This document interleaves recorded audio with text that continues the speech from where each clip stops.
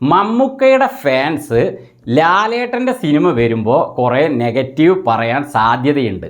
മലയാള റിവ്യൂവേഴ്സിൻ്റെ negative എന്ന ഒരു വായടപ്പിക്കൽ എന്ന ഉദ്ദേശത്തോടെ തന്നെയാണെന്നാണ് എനിക്ക് മനസ്സിലാക്കാൻ പറ്റിയത്. ഇനി ലാലേട്ടൻ്റെ താടിയിൽ പോലും ഒരു ട്രിക്സ് ഈ സിനിമയിൽ വെച്ചിട്ടുണ്ട്. അതെന്താണെന്ന് വെച്ചാൽ, ഇനി അടുത്തത് തമിഴ്നാട്ടിലും ഈ സിനിമ നന്നായിട്ട് ഓടണം എന്ന ചിന്തയോടെ തരുൺമൂർത്തി ചെയ്തിരിക്കുന്ന മറ്റൊരു കാര്യം. വീണ്ടും ഫ്ലേമിംഗ് തിങ്സിലേക്ക് എല്ലാ കൂട്ടുകാർക്കും സ്വാഗതം. ഞാൻ മാർട്ടിൻ. തുടരും മൂവി കണ്ടതിന് ശേഷം അതിനെക്കുറിച്ചുള്ള എൻ്റെ അഭിപ്രായ വീഡിയോ ഞാൻ ഈ ചാനലിൽ അപ്ലോഡ് ചെയ്തിട്ടുണ്ടായിരുന്നു. അപ്പോൾ ഈ വീഡിയോയിൽ ഞാൻ പറയാൻ പോകുന്നത് ഈ സിനിമ വിജയിക്കാനുള്ള യഥാർത്ഥ കാരണങ്ങൾ ഞാൻ ഈ സിനിമ നോക്കിയത് വഴി എനിക്ക് മനസ്സിലായ കാര്യങ്ങളാണ് ഈ വീഡിയോയിൽ പറയാൻ പോകുന്നത്. അപ്പം ഞാൻ പറയുന്നതിനോട് നിങ്ങൾ യോജിക്കുന്നുണ്ടോ എന്ന് ഈ സിനിമ കണ്ടവരും ഇനി കാണാൻ പോകുന്നവരും ഞാൻ പറയുന്ന കാര്യങ്ങൾ അതുപോലെ തന്നെയാണോ എന്നുള്ളത് നിങ്ങൾ തന്നെ ചിന്തിക്കാം, എന്നിട്ട് കമൻറ്റിലൂടെ അറിയിക്കാം. അപ്പോൾ ഈ സിനിമ ഡയറക്റ്റ് ചെയ്തിരിക്കുന്ന തരുൺമൂർത്തി, അദ്ദേഹത്തിൻ്റെ ആ മികച്ച ഡയറക്ഷനും അദ്ദേഹം ചെയ്ത കുറച്ച് മാജിക്കുകളും, അതാണ് ഈ സിനിമയെ ഇപ്പോൾ കേരളം മുഴുവൻ ഈ സിനിമയ്ക്ക് ടിക്കറ്റ് കിട്ടാനില്ലാതെ രാവും പകലും ഓടിക്കൊണ്ടിരിക്കുകയാണ്. അതിൻ്റെ കാരണം ഞാൻ മനസ്സിലാക്കിയിടത്തോളം ഞാനിപ്പോൾ പറയുന്ന കുറച്ച് കാര്യങ്ങളാണ്. തരുൺമൂർത്തിയുടെ ആ മാജിക്ക് തന്നെയാണ്. മികച്ച ഡയറക്ടറാണെന്ന് അദ്ദേഹം ഈ സിനിമയിലൂടെ തെളിയിച്ചിരിക്കുകയാണ്. അദ്ദേഹത്തെ അഭിനന്ദിക്കാതിരിക്കുക വയ്യ. ഇനി അദ്ദേഹം ചെയ്ത ആ മാജിക്കുകളിൽ ഒന്നാമത്തെ കാര്യം എന്താണെന്ന് പറയാം. കേരളത്തിൽ യഥാർത്ഥത്തിൽ സംഭവിച്ച ഒരു വലിയൊരു സംഭവത്തെ കേരളത്തിലുള്ള എല്ലാവരെയും തന്നെ ഉള്ളുകൊണ്ട് കരയിപ്പിച്ച ആ ഒരു സംഭവത്തെ ഈ സിനിമയിൽ അദ്ദേഹം കൊണ്ടുവന്നിട്ടുണ്ട്. പക്ഷേ യഥാർത്ഥത്തിൽ ഈ സിനിമയുടെ കഥയ്ക്കും ആ സംഭവത്തിനും യാതൊരു ബന്ധവുമില്ല. പക്ഷേ അത് ഈ സിനിമയിൽ കൊണ്ടുവരുമ്പോൾ ഒരു ബന്ധം വേണമല്ലോ. അപ്പോൾ ഈ സിനിമയിലെ ഒരു കാര്യത്തെ ഉദ്ദേശിച്ചുകൊണ്ട് ആ ഒരു സംഭവത്തെ ഈ സിനിമയിലേക്ക് അദ്ദേഹം കൊണ്ടുവന്നിരിക്കുകയാണ്. ശരിക്കും ഈ സിനിമയിൽ കഥയിലെ ആ പറയുന്ന കാര്യത്തിന് വേണ്ടിയിട്ട് മറ്റെന്തെങ്കിലും കാരണങ്ങൾ വെച്ചാൽ മതി. പക്ഷെ അതിന് പകരം ഈ ഒരു സംഭവത്തിലൂടെയാണ് അതങ്ങനെ വരുന്നതായിട്ട് കാണിച്ചിരിക്കുകയാണ്. പക്ഷെ അത് തരുൺമൂർത്തിയുടെ അപാര ട്രിക്സാണ്. അത് അത്രയും വ്യക്തമായി പറയാൻ കാരണം, ഇതേപോലെ മറ്റൊരു സംഭവം കേരളത്തിൽ പണ്ട് നടന്നിട്ടുണ്ട്. അതും കേരളത്തെ മൊത്തം കരയിപ്പിച്ച ഒരു സംഭവമാണ്. അതിനെ ആസ്പദമാക്കി ഒരു മുഴുനീള സിനിമയും ഇറങ്ങി. അതേതാണെന്ന് ഞാൻ പറയുന്നില്ല. വൻ വിജയമായിരുന്നു ആ സിനിമ. ഇപ്പം നിങ്ങൾക്ക് കാര്യം മനസ്സിലായിട്ടുണ്ടാവും. അപ്പോൾ അതേപോലെ ഇതിലും ആ ഒരു സംഭവത്തെ കൊണ്ടുവന്നു കഴിഞ്ഞാൽ, ഇത് ആദ്യത്തെ ഷോ തിയേറ്ററിൽ കഴിയുമ്പോൾ പ്രേക്ഷകർ പുറത്തിറങ്ങി കേരളം മുഴുവൻ ഇതറിയും. അപ്പോൾ കേരളം മുഴുവൻ ഓടി ടിക്കറ്റ് എടുക്കാൻ വേണ്ടിയിട്ട് തമ്മിലടി കൂടും എന്നുള്ള തരുൺമൂർത്തിയുടെ ആ ഒരു ചിന്ത, അത് വിജയം കാണുകയും ചെയ്തിട്ടുണ്ട് എന്നാണ് എനിക്ക് മനസ്സിലാക്കാൻ കഴിഞ്ഞിരിക്കുന്നത്. ഇനി ചിലരുടെയൊക്കെ വായടപ്പിക്കാൻ വേണ്ടിയിട്ട് തരുൺമൂർത്തി ഈ സിനിമയിൽ ചെയ്തിരിക്കുന്ന ട്രിക്സുകൾ പറയാം. ഒന്നാമത്തെ ട്രിക്സ് എന്താണെന്ന് വെച്ചാൽ, മമ്മൂക്കയുടെ ഫാൻസ് ലാലേട്ടൻ്റെ സിനിമ വരുമ്പോൾ കുറേ നെഗറ്റീവ് പറയാൻ സാധ്യതയുണ്ട്. അപ്പോൾ എല്ലാവരും അല്ല കേട്ടോ, മമ്മൂക്കയുടെയും ലാലേട്ടൻ്റെയും ഫാൻസ് തന്നെയാണ് കേരളം മുഴുവനും. അത് എനിക്ക് ഉറപ്പാണ്. പക്ഷെ ചിലർ മമ്മൂക്കയുടെ പക്ഷം ലാലേട്ടൻ്റെ പക്ഷം എന്നൊക്കെ നടക്കുന്നുണ്ട്. പക്ഷെ സത്യത്തിൽ മമ്മൂക്കയും ലാലേട്ടനും ഒറ്റക്കെട്ടാണ്. ഒരാൾക്ക് ഒന്ന് പറഞ്ഞാൽ മറ്റൊരാൾ ശബരിമലയിൽ പോയിട്ട് പ്രാർത്ഥിക്കുകയൊക്കെ ചെയ്യണം. അവരൊന്നാണ്. പക്ഷെ ഫാൻസിൽ ചിലരൊക്കെ അങ്ങനെ ഒരു വേർതിരിവ്, ഒരു വർഗീയത പോലെ കാണിക്കുന്നുണ്ട്. അപ്പോൾ അവരുടെ വായടപ്പിക്കുക എന്ന ലക്ഷ്യത്തോടെ മമ്മൂക്കയെ ഈ സിനിമയിൽ ഇല്ലെങ്കിലും അദ്ദേഹത്തിൻ്റെ ചില കാര്യങ്ങൾ കൊണ്ടുവന്നിട്ടുണ്ട്. ഒന്ന് വന്നിട്ട് മമ്മൂക്കയും ലാലേട്ടനും ഒപ്പമുള്ള ഫോട്ടോ.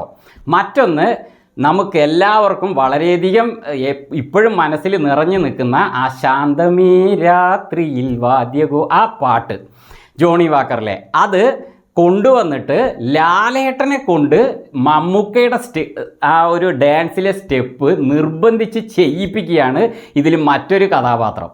അപ്പോൾ ലാലേട്ടൻ മമ്മൂക്കയുടെ ആ സ്റ്റെപ്പ് ചെയ്യുന്നതായിട്ട് കാണിച്ചു കഴിഞ്ഞാൽ, അതേപോലെ ആ കഥാപാത്രവും നന്നായിട്ട് മമ്മൂക്ക ആ സിനിമയിലെ ജോണി വാക്കറിന് ചെയ്യുന്ന ആ സ്റ്റെപ്പ് ചെയ്യുന്നുണ്ട്.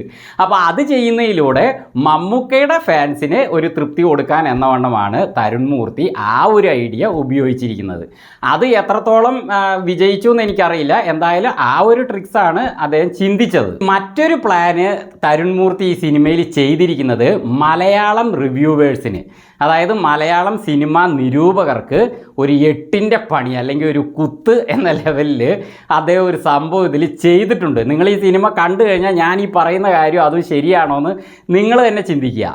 ഇതിൽ മലങ്കൾട്ട് എന്നൊരു വാക്ക് ഉപയോഗിക്കുന്നുണ്ട്. അത് ഉപയോഗിക്കുന്നതാകട്ടെ ലാലേട്ടൻ്റെ കാറിനെയാണ് പറയുന്നത്. ഇവിടെ തരുൺ മൂർത്തി ആ കാറെന്നുകൊണ്ട് ഉദ്ദേശിച്ചിരിക്കുന്നത് എന്താണ്? സിനിമയെയാണ്. അപ്പോൾ കാറ്, ഇത് എന്തൊരു മലങ്കൾട്ട് കാറാണിത് എന്ന് പറയുന്നുണ്ട്. അപ്പോൾ ലാലേട്ടൻ മലങ്കൾട്ടോ എന്താണ്, ഏത് ഭാഷയാണ്, മലയാളത്തിൽ എവിടെ ഇങ്ങനെയൊരു ഭാഷ, ഇത് എന്ത് നശിച്ചൊരു ഭാഷയാണ്, അത് പോട്ടെ എന്നൊക്കെ പറയുന്നുണ്ട് ലാലേട്ടൻ. അപ്പോൾ അതിലൂടെ മാത്രമല്ല, ലാലേട്ടൻ്റെ ഒരു കൂട്ടുകാരനായിട്ട് ഇതിൽ ഷൈജു അടിമാലി ഉണ്ട്. അദ്ദേഹം നിങ്ങളുടെ കാറ് പോലെ ഒരു അപരാധം പോകുന്നു എന്ന് പറയുന്നുണ്ട്. ഈ അപരാധം എന്ന വാക്കും ഒരു റിവ്യൂവർ മലയാളത്തിൽ ഉപയോഗിക്കുന്ന, അപരാധം എല്ലാവരും ഉപയോഗിക്കുന്നുണ്ട്, പക്ഷെ മലങ്കൾട്ട് ആരാ ഉപയോഗിക്കുന്നതെന്ന് ഞാൻ പറയാതെ തന്നെ നിങ്ങൾക്കറിയാം. അപ്പോൾ നിങ്ങൾ ചിന്തിച്ച് നോക്കുക. അപ്പോൾ ഇതിലൂടെ കാറ് എന്ന നിലയ്ക്ക് മലങ്കൾട്ട് ആയ കാറ് എന്ന നിലയ്ക്ക് മലങ്കൾട്ടായ സിനിമ എന്ന രീതിയിലാണ് ആ ഒരു സംഭവത്തെ അവിടെ കൊടുത്തിരിക്കുന്നത്. അത് എന്താണ് ഉദ്ദേശിച്ചിരിക്കുന്നതെന്ന് വെച്ചാൽ, മലയാള റിവ്യൂവേഴ്സിൻ്റെ നെഗറ്റീവ് എന്ന ഒരു വായടപ്പിക്കൽ എന്ന ഉദ്ദേശത്തോടെ തന്നെയാണെന്നാണ് എനിക്ക് മനസ്സിലാക്കാൻ പറ്റിയത്. അത് 100% വിജയം കാണുകയും ചെയ്തു. കാരണം ഈ സിനിമയുടെ ഫസ്റ്റ് ഷോ കഴിഞ്ഞതിന് ശേഷം യൂട്യൂബിലും ഓൺലൈനിലും മൊത്തം വന്ന റിവ്യൂവേഴ്സിൻ്റെ ആ ഒരു റിവ്യൂ എന്ന് പറയുന്നത് പോസിറ്റീവാണ്. ശരിക്കും പറഞ്ഞാൽ ഞാനാണ് കുറച്ച് പോരായ്മകളൊക്കെ ഈ സിനിമയിലുണ്ട്, ഈ സിനിമയുടെ യഥാർത്ഥത്തിലുള്ള വശങ്ങൾ എന്തൊക്കെയാണ് എന്ന് എൻ്റെ വീഡിയോയിൽ ഞാൻ പറഞ്ഞിട്ടുണ്ട്. എനിക്ക് തോന്നിയ എൻ്റെ അഭിപ്രായങ്ങൾ ഞാൻ പറഞ്ഞിട്ടുണ്ട്. പക്ഷേ മറ്റുള്ളവർ എന്താണ് പറഞ്ഞിരിക്കുന്നതെന്ന് എനിക്കറിയില്ല. പക്ഷേ തമ്പുനെയിലുകളൊക്കെ അടിപൊളി സംഭവം എന്നുള്ള രീതിയിൽ തന്നെയാണ് ഞാൻ കണ്ടത്. ഞാൻ മറ്റുള്ളവരുടെ റിവ്യൂ വീഡിയോകൾ കാണാറില്ല. അപ്പോൾ തരുൺ മൂർത്തി എന്താണോ ആഗ്രഹിച്ചത് അത് തന്നെ സംഭവിച്ചു. അത് ഞാൻ ഈ പറഞ്ഞത് ശരിയാണോ അല്ലയോ എന്നുള്ളത് നിങ്ങൾ തന്നെ ആ ഒരു സംഭവത്തിൽ നിന്ന് മനസ്സിലാക്കുക. അല്ലെങ്കിൽ ആവശ്യമില്ലാതെ ഇതൊരു നെഗറ്റീവ് ഫിലിം എന്ന രീതിയിൽ പറയുന്ന റിവ്യൂസ് വന്നാലോ എന്ന് അദ്ദേഹം കരുതി കാണും. ഇനി ലാലേട്ടൻ്റെ താടിയിൽ പോലും ഒരു ട്രിക്സ് ഈ സിനിമയിൽ വെച്ചിട്ടുണ്ട്. അതെന്താണെന്ന് വെച്ചാൽ, ഒടിയൻ സിനിമയ്ക്ക് ശേഷം ലാലേട്ടന് ആ താടി എടുക്കാൻ പറ്റാത്ത അവസ്ഥയാണ്, മുഖത്ത് അങ്ങനെയാണ് പ്രശ്നം, അതുകൊണ്ട് എടുക്കുന്നില്ല എന്നൊക്കെ പറഞ്ഞിട്ട് കുറേ വിമർശനങ്ങളൊക്കെ ചില ആളുകൾ പറയുന്നുണ്ട്, ചില വിമർശകർ പറയുന്നുണ്ട് നെഗറ്റീവായിട്ട്. അപ്പോൾ അവർക്കുള്ളൊരു കുത്തായിട്ട് തരുൺ മൂർത്തി ഇതിൽ പറഞ്ഞിരിക്കുന്നത് എന്താണെന്ന് വെച്ചാൽ, ഇത് ട്രെയിലറിൽ തന്നെ ഈ സംഭവം വന്നിട്ടുള്ളതാണ് കേട്ടോ. അതുകൊണ്ട് ഞാൻ അവിടെ പറയുകയാണ്, ശോഭന ചേച്ചി ലാലേട്ടൻ കണ്ണാടിയുടെ മുമ്പിൽ നിന്നിട്ട് കത്രികയിൽ ഇങ്ങനെ താടി കട്ട് ചെയ്യാൻ നിൽക്കുമ്പോൾ ശോഭന ചേച്ചി പറയുന്നത്, താടി എടുത്താൽ ഞാൻ കൈ വെട്ടുവേന്ന് പറയുന്നുണ്ട്. അപ്പം ലാലേട്ടൻ ചിരിച്ചുകൊണ്ട് പറയുന്നത്, എൻ താടിയിലെങ്കിൽ യാർക്കടാ പ്രശ്നേ എന്നൊക്കെ പറഞ്ഞിട്ട് തമിഴിൽ അദ്ദേഹം പറയുന്നുണ്ട്. അത് ആർക്കാണ് എൻ്റെ താടിയിൽ എടുക്കാത്തതിൽ ഇത്രയ്ക്കൊരു ബുദ്ധിമുട്ട് എന്ന രീതിയിലൊരു കുത്തായിട്ട് തന്നെയാണ് അതും ഈ സിനിമയിൽ ഉപയോഗിച്ചിരിക്കുന്നത്. നമ്മളെല്ലാവരും തന്നെ ഒരുപാട് കാലമായിട്ട് കാത്തിരിക്കുന്ന ഒരു കാര്യമാണ് ലാലേട്ടൻ ആൻഡ് ശോഭന ചേച്ചി രണ്ടുപേരും നായകനായിട്ട് വരുന്ന ഒരു സിനിമ. അപ്പോൾ അങ്ങനെ ഒരു സംഭവം ചെയ്തു കഴിഞ്ഞാൽ കേരളത്തിലുള്ള ഫാമിലി മൊത്തം തിയേറ്ററിലേക്ക് വരും എന്ന് തരുൺ മൂർത്തി ചിന്തിച്ചിട്ടുണ്ട്. അതും സംഭവിച്ചിരിക്കുകയാണ്. ഇനി അടുത്തത്, തമിഴ്നാട്ടിലും ഈ സിനിമ നന്നായിട്ട് ഓടണം എന്ന ചിന്തയോടെ തരുൺ മൂർത്തി ചെയ്തിരിക്കുന്ന മറ്റൊരു കാര്യം, ഈ സിനിമയിൽ പ്രശസ്ത സംവിധായകൻ ഭാരതി രാജാവിനെ കൊണ്ടുവന്നിട്ടുണ്ട്. അതേപോലെ തന്നെ നടൻ ഇളവരശി, ഇവരൊക്കെ തമിഴിലുള്ളവരാണ്, അദ്ദേഹത്തെയും കൊണ്ടുവന്നിട്ടുണ്ട്. പിന്നെ മറ്റൊരാൾ, എല്ലാവർക്കും മലയാളികൾക്കും ഇഷ്ടപ്പെട്ട പ്രിയങ്കരനായ ഒരു നടനാണ് വിജയ് സേതുപതി. അപ്പോൾ ഇതിലെ ലളിത എന്ന കഥാപാത്രത്തിൻ്റെ ഒരു റിലേഷനായിട്ട്, അതെന്താണെന്ന് നിങ്ങൾ സിനിമ കണ്ട് മനസ്സിലാക്കുക, റിലേഷനായിട്ട് അദ്ദേഹത്തെയും കൊണ്ടുവന്നിട്ടുണ്ട്. പക്ഷേ വിജയ് സേതുപതി ഈ സിനിമയിൽ ഇല്ല കേട്ടോ, അഭിനയിച്ചിട്ടില്ല. പക്ഷേ ഫോട്ടോകളിലൂടെയും ഡയലോഗുകളിലൂടെയും അദ്ദേഹത്തെ ഇതിൽ കൊണ്ടുവന്നിട്ടുണ്ട്.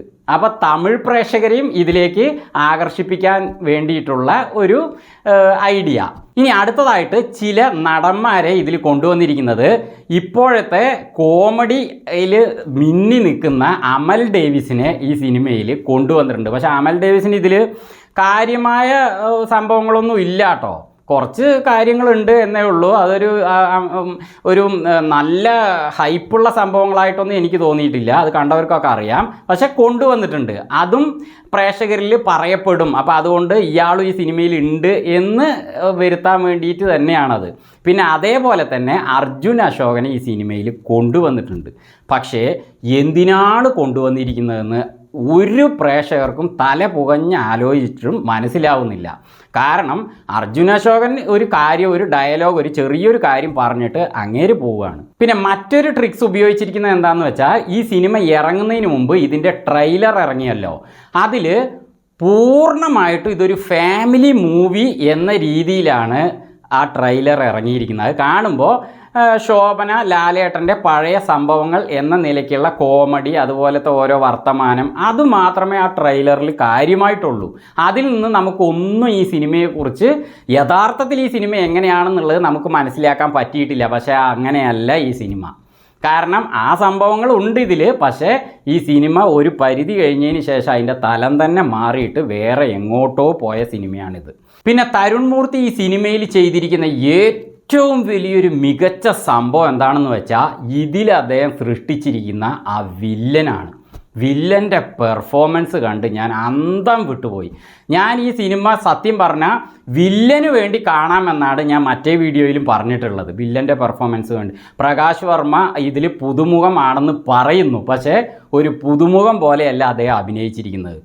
എക്സ്ട്രാ ഓർഡിനറി പെർഫോമൻസ് ആണ്. അദ്ദേഹം നിൽക്കുമ്പോൾ ആ പാൻറ്റിനെ ഇടയ്ക്കിടയ്ക്ക് വലിച്ച് കയറ്റുന്നത്, ആ ഷർട്ട് ഇങ്ങനെ ഇട്ടിട്ട് ഒരു പ്രത്യേക രീതിയിൽ, ഒരു അച്ചായൻ്റെ രീതിയിലുള്ള വർത്തമാനം, അതേപോലെ ആ കാറിൻ്റെ ഉള്ളിലാകട്ടെ പുറത്താകട്ടെ പോലീസ് സ്റ്റേഷനിൽ എവിടെയും തന്നെ ലാലേട്ടൻ്റെ മുന്നിൽ അദ്ദേഹം ഇത് പറയാൻ എങ്ങനെ അദ്ദേഹത്തിൻ്റെ കണ്ണുകളെ, ലാലേട്ടൻ്റെ കണ്ണുകളെ നോക്കിക്കൊണ്ട് പറയാൻ കഴിഞ്ഞു എന്നുള്ളതാണ്. കാരണം മുന്നിലിരിക്കുന്നത് അത്രയും വലിയൊരു നടനാണ്. പക്ഷേ ലാലേട്ടനെ തന്നെ, ആ ബെൻസ് എന്ന ആ ലാലേട്ടൻ്റെ കഥാപാത്രത്തെ തന്നെ വെള്ളം കുടിപ്പിക്കുന്ന രീതിയിലാണ് ഈ ജോർജ് എന്ന കഥാപാത്രം ഈ സിനിമയിൽ ഇത്രയും പൊങ്ങി നിൽക്കുന്നത്. അത് സിനിമ കണ്ടവർക്കറിയാം. എനിക്ക് വില്ലൻ്റെ ആ ഒരു അഭിനയ പെർഫോമൻസ് കൊണ്ട് തന്നെ ഈ സിനിമ നന്നായിട്ട് ഇഷ്ടമായി. ആ ഒരു കാര്യം കൊണ്ട് മാത്രമാണ് എന്ന് ഞാൻ പറയില്ല. ലാലേട്ടൻ്റെ തകർപ്പൻ പെർഫോമൻസ് ഈ സിനിമയുടെ അവസാനമുണ്ട്. പക്ഷേ ഈ ലാലേട്ടൻ ഇതിൽ ആറാടിയിരിക്കുകയാണ്, ഭയങ്കരമാണ്, അതാണ് ഇതാണ് എന്നൊന്നും ഞാൻ പറയില്ല. കാരണം ഈ കഥയിൽ ലാലേട്ടന് ഇത്രയേ ചെയ്യാനുള്ള ചാൻസ് ഉള്ളൂ. അങ്ങനെയുള്ളൊരു കഥയാണിത്. അപ്പോൾ ആ ഭാഗം ലാലേട്ടൻ നന്നായി ചെയ്തിട്ടുണ്ട്. അല്ലാതെ ഈ സിനിമ മുഴുവൻ ലാലേട്ടൻ്റെ ഹീറോയിസം എന്ന് പറഞ്ഞാൽ, നിങ്ങൾ സിനിമ കണ്ടിട്ടുണ്ടെങ്കിൽ അറിയാമല്ലോ, എവിടെ 2 മണിക്കൂർ കഴിഞ്ഞിട്ട് ആ കോരിച്ചൊരിയുന്ന മഴയത്ത് നിന്നുകൊണ്ട് ലാലേട്ടൻ പറയുന്ന ഡയലോഗ് മുതലാണ് ലാലേട്ടൻ്റെ അഭിനയത്തിൻ്റെ ആ ഹീറോയിസം ഉയർന്നു വരുന്നത്. അതിനുശേഷം ഗംഭീരമായിരുന്നു അദ്ദേഹത്തിൻ്റെ ആ ഒരു ലോക്കപ്പിലുള്ള സംഭവം, അതേപോലെ ആ ഹോളിൻ്റെ ഉള്ളിൽ നിന്ന് അദ്ദേഹം ചാടി വരുന്നതൊക്കെ ഗംഭീരമായിരുന്നു. പിന്നെ അതേപോലെ ഈ സിനിമയുടെ അവസാനം നിങ്ങൾ ശ്രദ്ധിച്ചോന്നറിയില്ല, ഈ ഒരു സംഭവം ചെയ്തോന്ന് ലാലേട്ടനോട് ചോദിക്കുമ്പോൾ ലാലേട്ടൻ അത് വായൊരു പ്രത്യേക രീതിയിൽ ഇങ്ങനെ തുറന്ന് പിടിച്ചുകൊണ്ട് തൊണ്ട ഇടറിക്കൊണ്ട് പറയുന്നുണ്ട്. അത് അത്രയും വേദന അദ്ദേഹത്തിൻ്റെ ഉള്ളിലുണ്ട് എന്നുള്ളത് ശരിക്കും അദ്ദേഹം ഈ സിനിമയിലെ കഥാപാത്രമായി തന്നെ മാറിയിരിക്കുകയാണ്. അത് ഞാൻ ശരിക്ക് അങ്ങനെ കണ്ടിരുന്നു, സൂക്ഷിച്ച് കണ്ടിരുന്നു. ആ ചുണ്ടുകളൊക്കെ അങ്ങനെ ഒരു പ്രത്യേക രീതിയിൽ തുറന്നിട്ടാണ് അദ്ദേഹം സംസാരിക്കുന്നത്.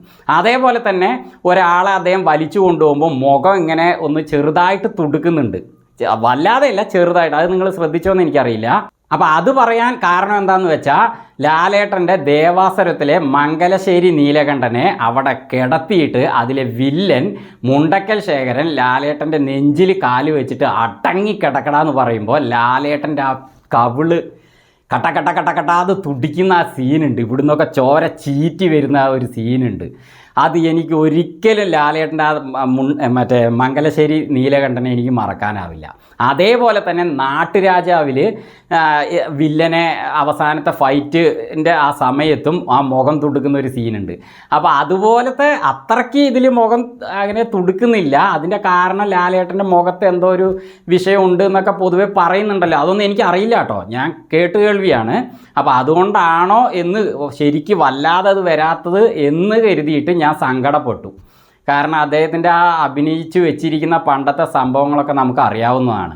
അപ്പോൾ അതുകൊണ്ടാണോ എന്ന് കരുതി. പക്ഷേ എന്നാലും അദ്ദേഹം ചെയ്യുന്നുണ്ട് അത്. അപ്പോൾ ലാലേട്ടൻ്റെ അവസാനത്തിലുള്ള ആ കുറച്ച് കാര്യങ്ങളാണെങ്കിലും അതിലുള്ള ആ തകർപ്പൻ പെർഫോമൻസ്, ആക്ഷൻ ഒക്കെ എനിക്ക് നന്നായിട്ട് ഇഷ്ടമായിരുന്നു. അപ്പോൾ ഈ വില്ലനെ കുറിച്ചാണല്ലോ ഞാൻ പറഞ്ഞത്. ഈ സിനിമയിലെ വില്ലനെ തരുൺ മൂർത്തി എങ്ങനെയാണ് മേക്ക് ചെയ്ത് വെച്ചിരിക്കുന്നതെന്ന് വെച്ചാൽ, പണി മൂവിയിൽ ജോജു ജോർജ് ഇതേപോലെ ഒരു വില്ലനെ, പക്ഷേ അതിലും ഇതിലും വ്യത്യാസമുണ്ട് കേട്ടോ. അതാണ് ഞാൻ പറയാൻ പോകുന്നത്.